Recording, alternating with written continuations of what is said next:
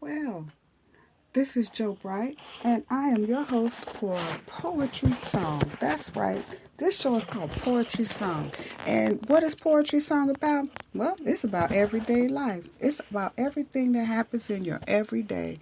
And I'm here to tell you that you can put poetry to all of it. At least I have. Um, I am currently I am co-host and the social media television show, the Jamaica Funk Show. I'm a poet and an author. I've written 4 books, one of which has been published. I ain't gonna lie about it. In today's society, everybody wants to tell you, oh, you sound really good, and we want you to come and we'll publish a book for you. They're not saying they're gonna give you some money. No, what they're saying is you give them some money, they're gonna publish your book. So, in that respect, I became my own published author. I have my own copyrights on all my work, and I have a website called Joe's Poetry, excerpts from my resume, and I have a blog site called The Journals of Joe Bright. And on there, you can enjoy Joe's poetry. I like to call it that. Anyway, what am I talking about? I'm talking about just having poetry in your life daily. I mean, we come up with stuff and we go, oh, she's a poet and don't know it. Remember all those times y'all used to say that? I have friends who are poets. I have nieces and nephews who are poets, spoken word artists. I've performed in Chicago. I'm on the radio. I'm on social media television. And right now, I just want to share with you poetry song. For me, it's a battle of dominance because this poetry comes from my heart and my mind and my soul. And quite frankly, I just want to share some of my poetry with you. So with that, I'm going to just let you know where poetry comes from me. Take a listen to this. Where does poetry come from? It comes from my head, my heart, and my soul. It comes from my eyes and the people I see, hear. Yes, I'm a snoop. Bump into, come in contact with, argue, hug, kiss, smirk at, roll my eyes at, flip off. It comes from nature, cutting grass, weeds, flowers, rainstorms, downpours, tornadoes, tsunamis, earthquakes, bombings, mudslides, overgrown rivers. It comes from the water, the fish in it, the boats, the ships, the sharks, the dolphins, the whales, penguins, alligators, crocodiles, the man-eaters, goldfish, angelfish, clownfish, man-pleasers.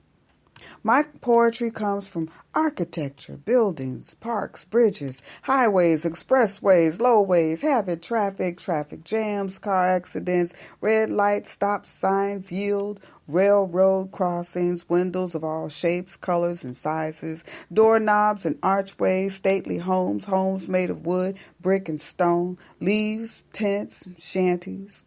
It comes from conversations about politics, relationships, parenting, skiing, horseback riding, swimming, dancing, jumping, hopping, slapping someone, putting someone down, putting them in their place, bullying.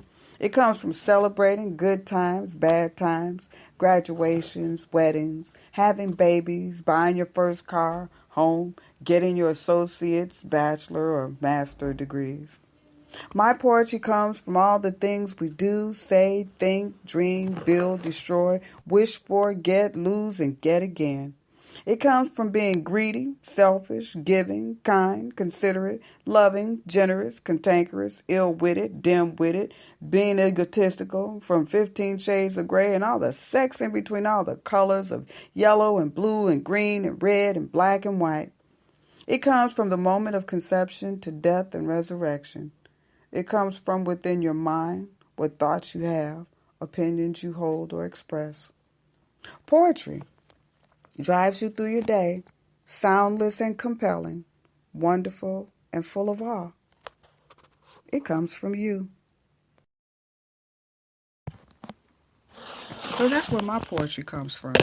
That's something that I wrote a while back. It's in my book, Poetry Song. It hasn't been released yet, but you can listen and hear and read some of my work on mamayaya.wixsite.com. That is my website. where I teach people how to do self-publishing. And I also share my poetry and my videos on YouTube of Joe's Poetry Excerpts from my resume.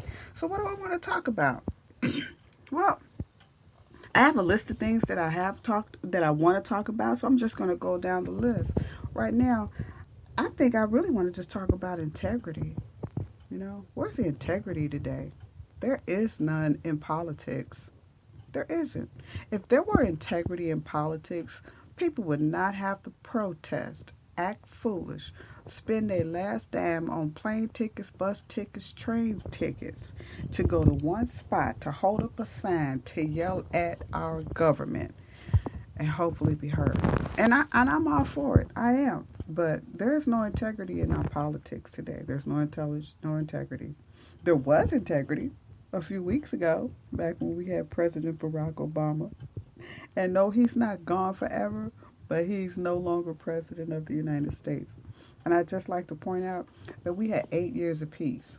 I'm just saying that there's no integrity in our government system. Um, there's a lot of I can't even think of the words I want to say right now. I am so upset. I promised myself that I wouldn't use the F word, but I've been using it anyway. That's my problem.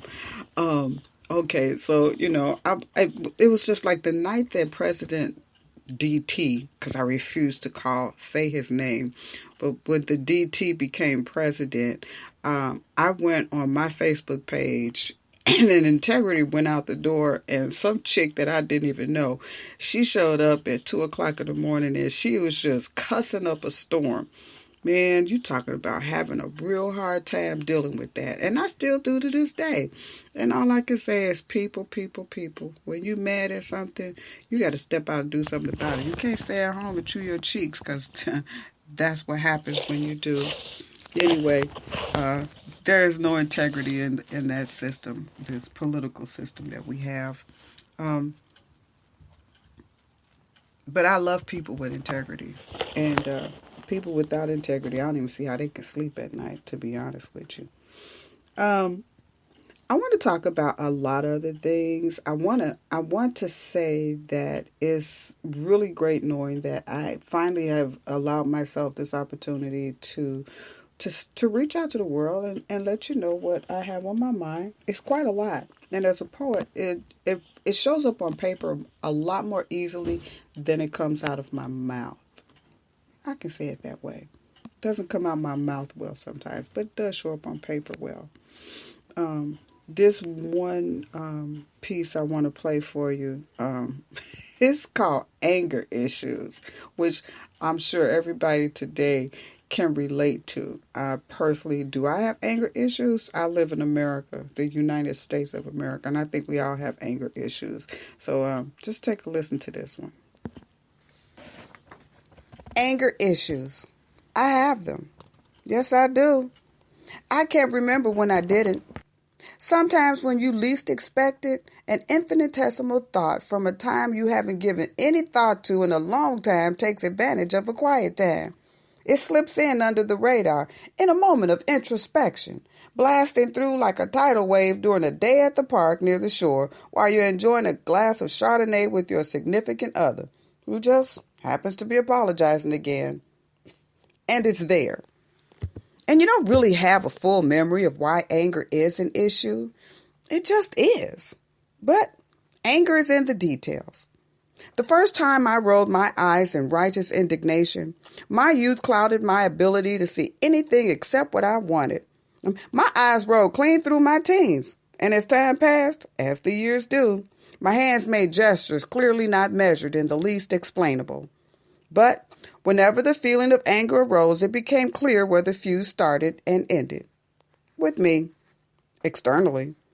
Hands raised in the air, fists balled into knots, my fingers splayed, pointing accusations at the offending party. And just when I thought there was going to be a time to cool down, my head couldn't stop throbbing because I really didn't realize that my eyes became shot with blood and my face was contorting to a point that I could see harsh lines along my cheekbones. But the worst part was feeling your heart race like a herd of stampeding rhino or elephants. Your jaw aching because before you even said a word, you were grinding and gritting your teeth and your molars so hard, it was what caused the headache in the first place. And you were gripping something balled in your hand and found out it was just tissue. Time is not your friend in times like these. You know it's best to keep your mouth shut. Stay out of it. And sometimes, no matter how hard you try, you just can't. Can you stay out of it? I have learned to literally bite my tongue and chew my cheeks and my lips too. It's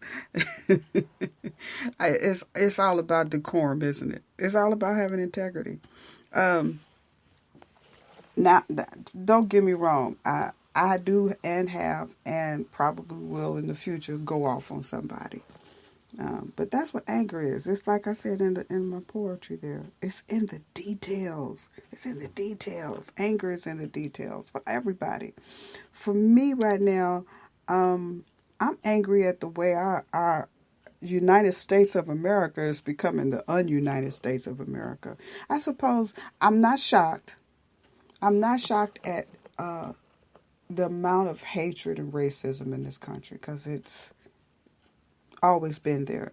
Just because we have somebody who is in the White House sitting at the big desk with the big pen signing papers like there's no tomorrow, giving out executive orders, doesn't negate the fact that it has always existed. And I blame everybody, all of us, for that happening because we didn't prepare 4 years ago when President Obama was reelected. We should have been preparing for a new president of the United States, but we didn't do it. And that's our fault. It's our fault that he got elected because not enough people came out and voted. And since that time, it's just a whole hot mess. The things that are happening in our society today, politics aside, it's just so much happening. You go back to 3 years ago, and you just kind of wonder why things have escalated so far. But you go back 3 years ago and say, why is shootings the rise? Like why is unemployment should be higher, but it's not. But it's better because we could all still be like in 1935, 1928. When they had that great big recession here in the United States. Well, we don't have any of those things now, but a lot of people are still unemployed. Why don't we have a whole bunch of things? Man, I went off subject real fast. My brain just said poop. But I'll tell you right now, it's not that big a deal for me right now. We all have to become entrepreneurs in our own right and make our own money. And we might have to wind up going to the barter system to get things done around here. Because I'm telling you right now, it is really hard to get things done. We're all focused on this one thing, and there's just so much going on. We got police brutality, kids getting shot on the streets during the day. Used to be a time where people like, oh, you could go outside and you could do whatever you want, and as soon as the sun go down, the guns went off. But, that's not even happening like that no more. Our country, we're failing. We're failing very poorly for our future. Our children's future is at stake, and we are failing miserably. And that should be enough to make anybody angry. It surely makes me angry, especially now. What is this? Today is February the 6th, 2017, and we are in Black History Month. And, people are saying Happy Black History Month. I can't believe that they're saying that. What happiness is there in Black history in this country? I just want to know. What happiness is there? We're glad that it's finally acknowledged, but the truth of it all is not all the way out. Except for in that one movie, 13th by Ava DuVernay. Oh man, chick made a awesome docufilm. It's a movie, it's a docufilm. It's a history lesson. And I think this is the kind of film that should be in all of the schools across the United States of America because it teaches us all something. And we all need to be taught something. That was wonderful.